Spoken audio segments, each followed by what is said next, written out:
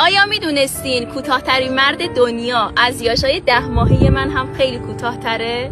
تو ایران زندگی میکنه، قراره بریم ببینیمش. اینجا روستای شخلره که تقریبا 5 کیلومتری مکان میشه.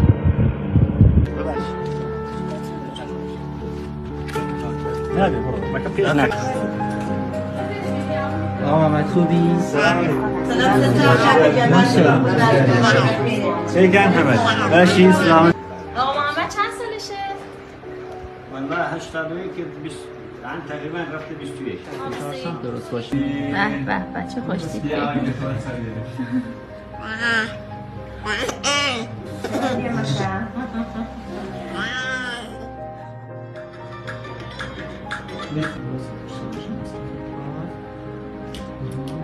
شصت و نیم قد آقا محمد. برین آمده بابا. بفرمایید در میاد کفشت.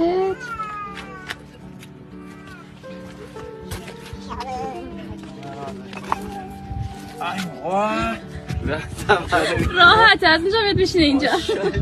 یه بار دیگه محمد، یه بار دیگه. حرکت نمیدونم. ورزشکاریه برای خودش. بریم.